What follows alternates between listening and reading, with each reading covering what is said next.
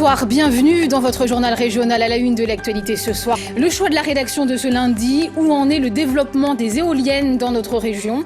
Leur implantation est de plus en plus contestée. Dans l'Indre, le président du département a déposé un moratoire pour stopper plusieurs projets.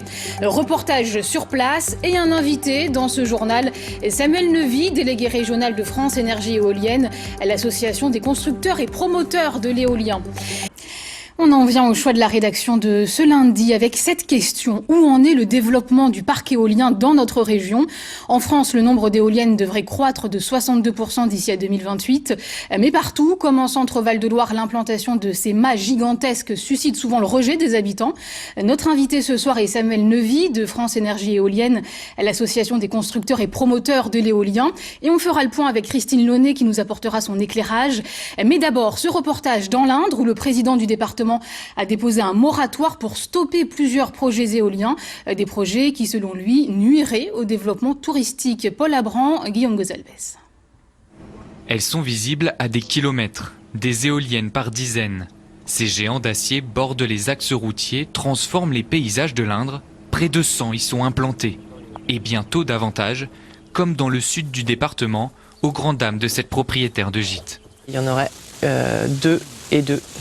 Donc 4. Ça, c'est pour le projet de Beaulieu.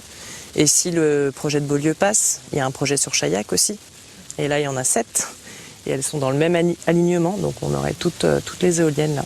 Ici, on a un projet plutôt d'agrotourisme parce qu'on commence à cultiver de la fleur. On a un potager. Tout est sur le propre, le bio.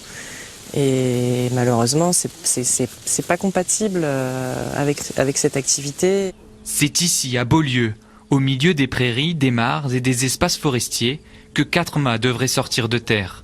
Une catastrophe pour la biodiversité selon cette association et un risque, celui de faire fuir les touristes. On a fait un sondage sur 4 sites à l'intérieur du parc de la Brenne, auprès de la clientèle dans les hébergements, c'est du tourisme nature. Et on est arrivé à la conclusion que 80 à 90% des personnes changeraient de destination si elles étaient dans un environnement d'éoliennes. Malgré les avertissements de l'association, l'Indre est aujourd'hui le 2e département le plus équipé de la région en éoliennes derrière l'Eure-et-Loir. 109 machines sur son territoire, beaucoup moins chez certains de ses voisins. Un déséquilibre que n'accepte pas le président du département. Aujourd'hui, nous avons la chance d'avoir un département qui a été bien conservé, des paysages absolument remarquables, essentiels. Mais franchement, ça vaut bien n'importe quel château de la Loire. Donc qu'est-ce qu'on va nous expliquer? Que nous, on pourrait multiplier le nombre d'éoliennes, en mettre dans tous les sens, mais que dans l'Indre-et-Loire ou dans le Loir-et-Cher, il n'en faudrait pas. Qu'est-ce que c'est cette histoire? Moi, je ne supporte pas. Si le président du conseil départemental appelle à des projets plus raisonnables, dans l'Indre, une centaine d'éoliennes supplémentaires ont été autorisées et certaines déjà sont en cours de construction. Bonsoir Samuel Nevy, vous êtes délégué régional de France Énergie Éolienne, l'association des constructeurs et des promoteurs de l'éolien. D'abord, comment réagissez-vous à ces élus, à ces habitants qui ne veulent pas entendre parler des éoliennes ?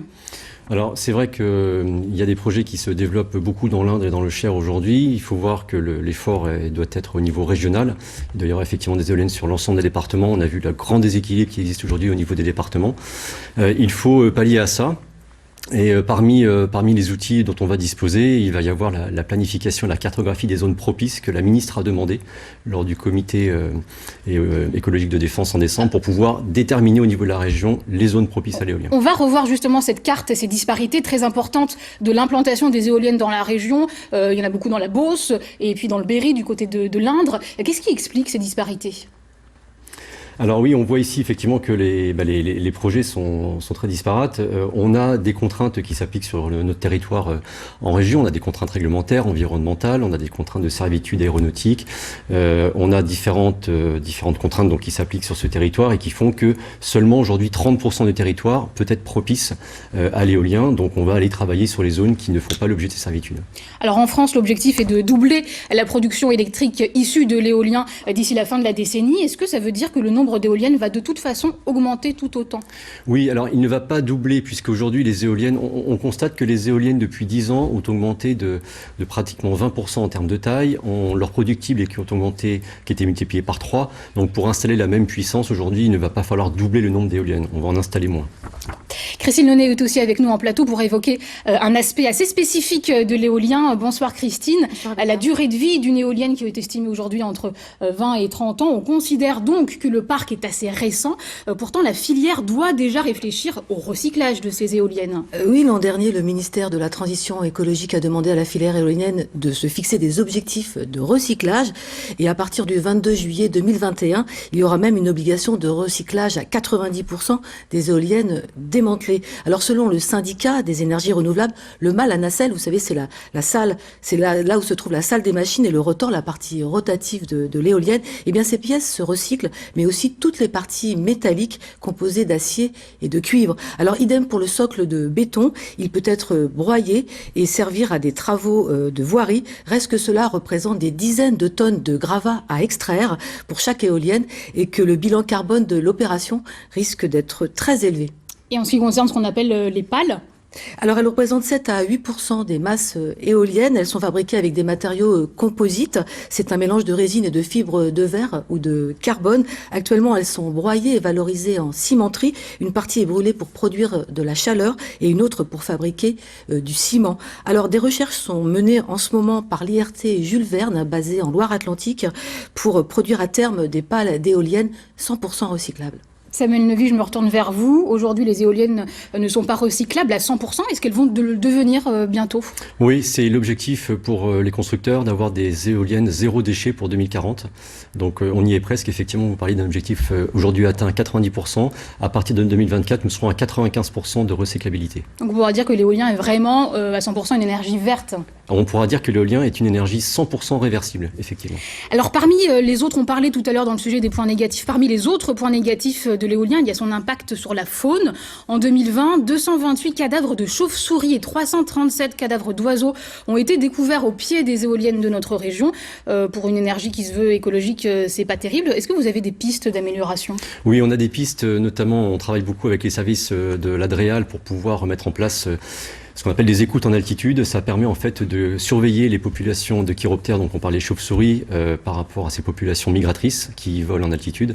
Et ça nous permet d'adapter en fait le fonctionnement des éoliennes grâce à des bridages pour pouvoir limiter leur fonctionnement aux horaires et aux températures où les chiroptères sont sortis. Et Samuel Nevy, en ce moment, l'Assemblée nationale se penche sur la loi climat-résilience qui est examinée d'ailleurs par les députés à partir de ce lundi. Qu'est-ce qu'on peut espérer de cette loi en matière d'éolien ? On voit qu'il y a une forte mobilisation. Hier, on a vu déjà 100 000 personnes dans les rues pour pouvoir demander plus de moyens pour pouvoir atteindre les objectifs. Ce qu'on peut attendre de cette loi, c'est que on continue à avoir une forte mobilisation de la population au niveau de l'éolien. Alors on a vu effectivement des contestations. Pas partout, effectivement. On a vu des contestations aujourd'hui, mais il faut savoir que l'éolien aujourd'hui est une énergie plébiscitée par les Français, puisqu'on a plus de 3/4 des Français aujourd'hui qui ont une opinion positive de l'éolien. Vous pensez qu'à l'avenir, ça sera possible de conjuguer à la fois ce plébiscite des Français et le contentement des habitants qui voient une éolienne pousser juste à côté de chez eux ? Alors il y aura toujours effectivement des contestations, ça c'est certain, mais effectivement on tend vers une meilleure acceptabilité de l'éolien. Et il nous faut pour ça rendre aussi les projets de plus en plus proches des territoires, donc travailler en concertation avec les élus. Avec les élus, les collectivités. Merci beaucoup Samuel Nevy d'avoir accepté notre invitation ce soir.